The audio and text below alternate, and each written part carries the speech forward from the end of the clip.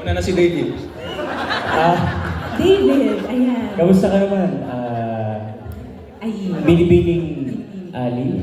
Ayun. Aileen. Ayun, oh. Ikaw ang alay ngayon. Oo nga eh. Ang unang beses kong natuklasan itong proyektong ito ay noong ginagawa pa lamang namin yung Maria Clara Ibarra. Oo, so during that point, they mentioned na may chance nga daw na, ay sorry, Tagalog nga pala. Noong mga panahong iyon, naibigkas nila sa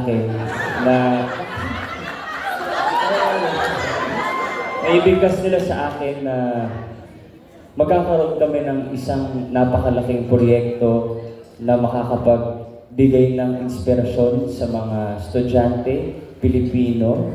And noong mga panahong iyon, syempre, umuo agad ako. Sapagkat ito'y napakagandang teleserye. Oo. So, ayun. And then ngayon, nandito na kami. Kaharap na kita. And maraming salamat sa lahat na nandito, sa mga aming bosses, kay Luis Anet, kay Mr. Nilde. Wag na daw. Yung mga sila. Tapos, of course, sa Netflix, malaking pasasalamat ko dahil syempre, nabigyan kami ng isa pang plataporme na plataforma para maipakita yung ginagawa namin. Yun po, salamat po sa iyo. Salamat. Palakpakan naman natin. Ay, ikaw, Barbie. Nung nalaman nyo, anong na-feel mo? Una sa lahat, nais ko magpasalamat sa lahat po ng dumalo ngayong araw na ito. Maraming salamat. Maraming salamat sa iyo, Binibining Ai. Napakaganda mo ngayon. At napakapayat. Nakita na tayo ulit. Noong una ko hong nalaman na magiging parte ako nitong programang ito, ibang klase ho talaga yung tuwa na naramdaman ko. Tapos, nung nalaman ko pa kung sino-sino ang makakasama ko, lalo akong natuwa at lalo akong nasiyahan dahil lahat po sila ay malapit sa aking puso. Lalo na ang aming direktor, si Direk Dominic Zapata. Masayang-masaya po ako na makatrabaho siya ulit dito. At sobrang gaan kung ano ang ikinagbigat ho ng storya at ng material namin. Yun ang ikinagaan ng buong produksyon at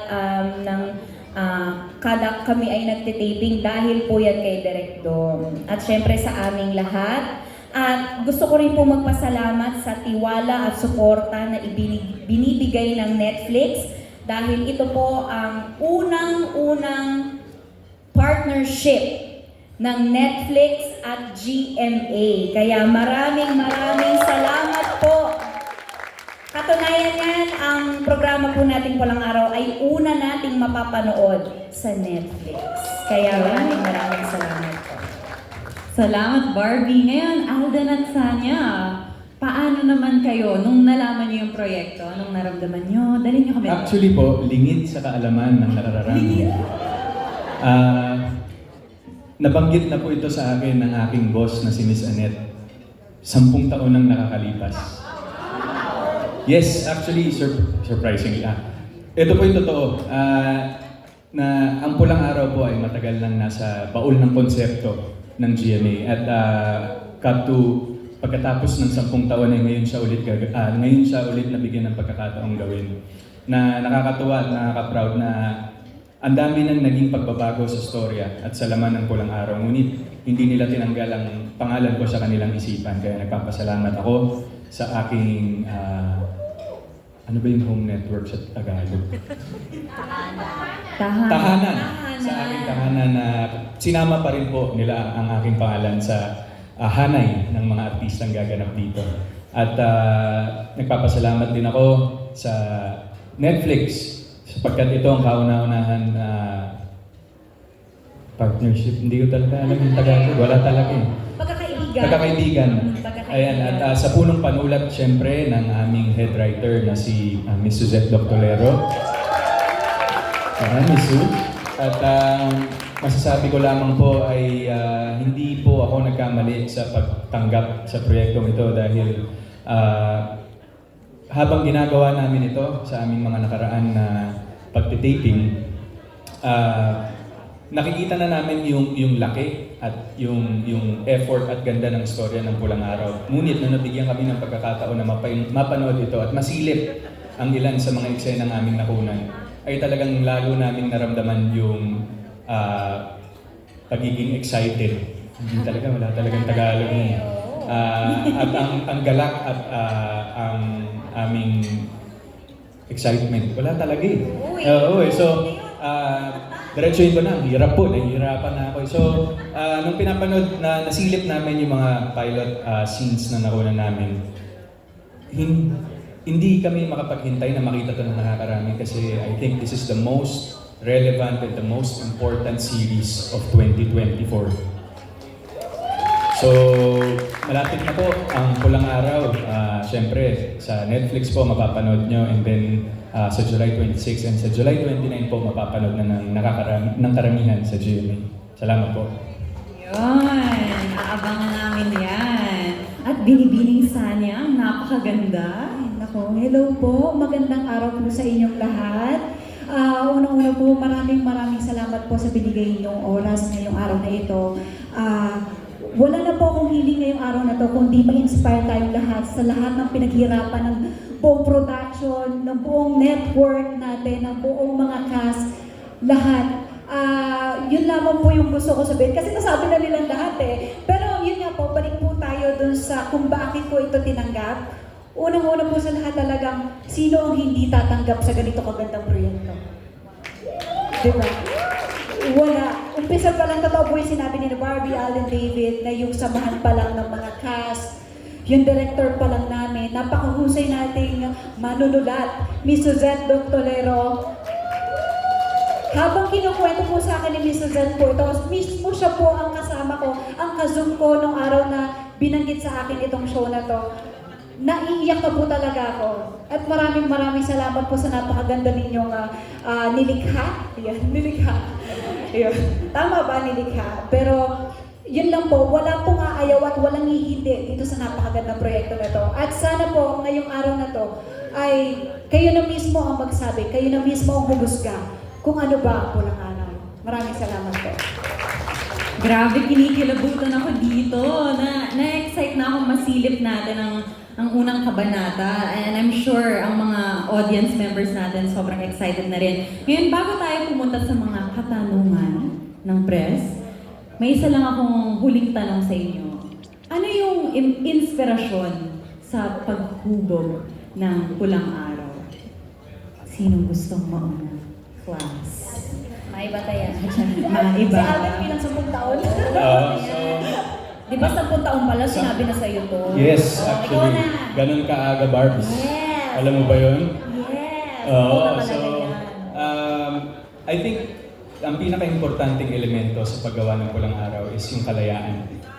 Kalayaan na kung ano yung meron tayo ngayon. Kagaya, hindi ko makakalimutan yung sinabi sa amin ng aming director nung time ng aming story conference na kung ano mang kalayaan meron tayo dito sa yung nararanasan nating kalayaan ngayon at this very moment is because of the people who went through hell because of the World War II era.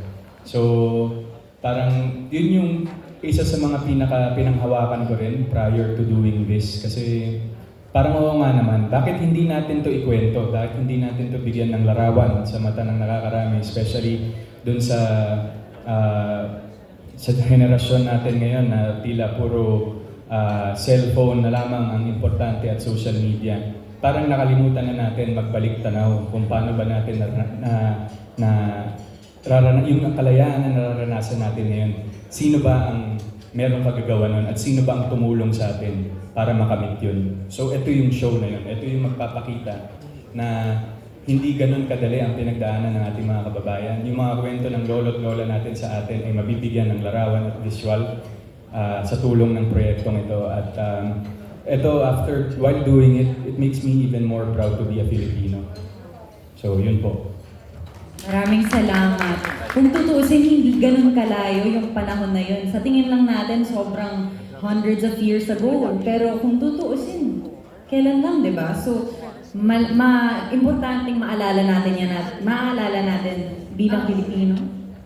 Pwede bang may idagdag lang? Siyempre, Barbie. Siyempre, dahil bukod sa pagpapakita natin ng masalimuot na gera, lahat ng hirap, siyempre kailangan giliwin din ho namin kayo sa mundo ng Bodabil. Yun po ay isa sa mga malalaking storya po dito sa programang ito. At malaki po talaga ang parte ng Bodabil na pagsasamahan po namin ng aking ate Teresita dito. Napakakulay, napakalayo sa mundo ng gera. Kahit sa buhay, kahit na anong kinakaharap mong problema o paghihirap, lahat yon kakalimutan mo kasi the show must go on. Yun ang ibig sabihin ng Bodabil. Tayo po ay magbibigay aliw sa gitna ng kahirapan ng mga Pilipino ng mga panahon ng pananakop ng Hapon sa atin. Kaya abangan nyo rin po yan. Napakaganda po ng Bodabil dito sa programang ito. Dagdag ko lang din po, siguro malaking bagay kung bakit nahubog din itong istorya na to ay pagbabalik tanaw natin at pagbibigay ng respeto dun sa mga taong nakaranas ng hirap ng panahon na yun. Na hanggang ngayon, nasariwa pa rin sa kanila yung nangyayari. Itong kwento na to ay hindi para ibalik sa kanila yung sakit, kundi ipalinaw sa ating mga bagong henerasyon ngayon kung gaano kahalaga yung history, yung World War II ng panahon na yun, kung sino yung mga dapat bigyan natin ng respeto at kung bakit dapat tayo magpasalamat kung bakit meron tayong kalayaan sa ngayon. Grabe. David? Nasabi na nila lahat eh. Mamaya ako na naunang tanongin mo. Siguro ang aking maidadagdag ay siguro yung ang tinatakil kasi namin sa teleseryeng ito, not just yung nangyari noon, but also yung mga human rights during the Japanese period. And I think until now, meron pa rin mga human rights na hindi pa rin na isa sa tupad. Thank you. Dahil, syempre, maraming mga problema, di ba? So I think what we can learn from this teleserye is kung paano lumaban yung mga Pilipino noon na kailangan din natin gawin ngayon, yung lumaban para sa ating human rights. Yes. Thank you, David. Ayun, habang pinag-uusapan natin to, meron tayong tanong galing sa Maganda Ba Movie? At kadugtong lang to nung pinag-uusapan natin ngayon. So, ang tanong nila, in what ways do you hope the show Pulang Araw will shed light on lesser-known aspects of Filipino history and culture during the Japanese occupation? Ano yung mga lesser-known aspects siguro hindi natin alam ng henerasyon ngayon na ipapakita niyo sa Pulang Araw? Siguro, ang natutunan ko po at na-discover ko habang ginagawa ko itong Pulang Araw ay yung misunderstanding between yung lahat ng mga bansang naglalaban-laban na parang naunahan ng takot yung mga Pilipino. Kaya parang in a way, hindi naman talaga lahat parang kumbaga natakot tayo eh. So may panahon na tayo ang unang parang kumitil sa mga Hapon, di ba? Kinuha natin sila, kinulong natin sila, tama ba ko? So ganun, may miscommunication na nangyari, misunderstanding, naunahan ng takot, andun lahat sa paano ko maisasalba ang bayan ko, ang mga tao ko, ang bansa ko, andun agad. So hindi nagkaroon ng maayos siguro na parang pag-uusap, kaya naging gera siya eh, ganun. So yun yung na-discover ko na ganun pala yun. Kumbaga kung naayos pala, naisaayos ang lahat, hindi magkakaroon ng gera. Kung nagkaintindihan lahat, okay pala, wala palang kailangan mapagdaan ng ganong hirap.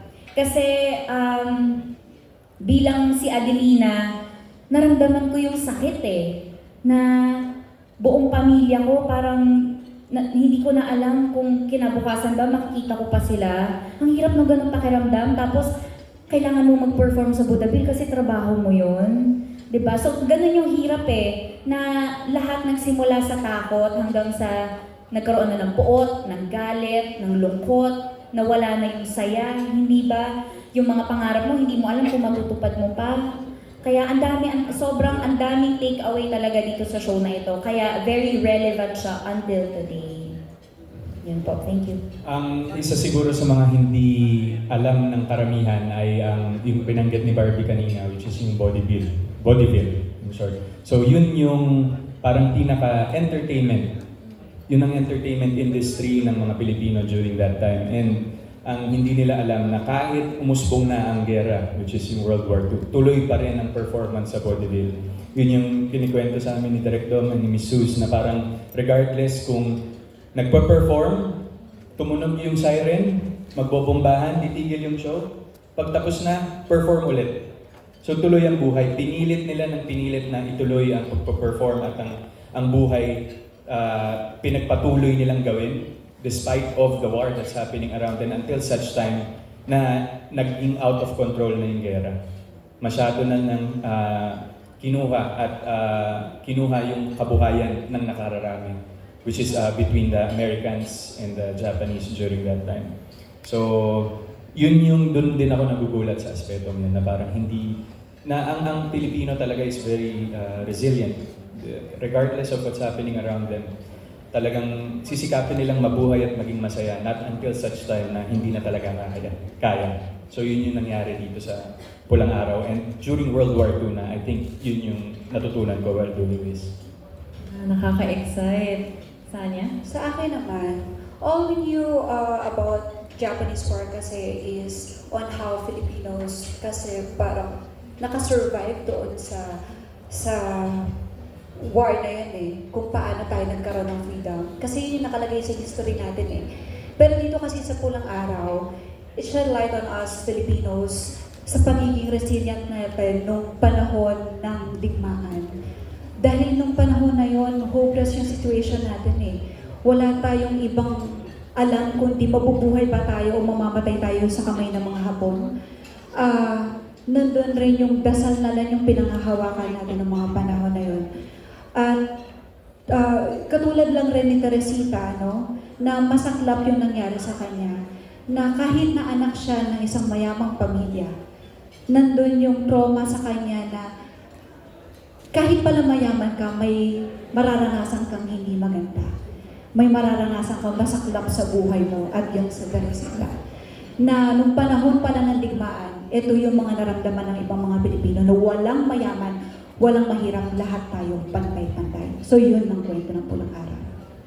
Ang galing ng nire-representa ng bawat karakter na talagang multidimensional ang Pulang Araw at iba't ibang storya ng mga tao ng panahon ngayon, mga Pilipino at Hapones nung panahon noon ang makikita natin. Ngayon, ang susunod nating tanong ay para kay Alden mula sa Inquirer.net. So sabi nila, you previously said that you got emotional over a certain torture scene. Aside from this, what were the challenges you faced with Eduardo and how did you move forward from them? Kasi po lahat kami as actors, meron po kaming mga proseso na bago po namin gawin ang isang eksena, regardless po kung magaan man or mabigat yan, meron kaming prosesong ginagawa. For some reason po kasi, when it comes to the torture scenes, ginawa namin ni Mikoy yun. And yung sa part din nila Sanya, which is yung sa side naman ng mga comfort women. Kami kasi ay tinorture sa concentration camp ng mga Hapon sa Fort Santiago yan. So,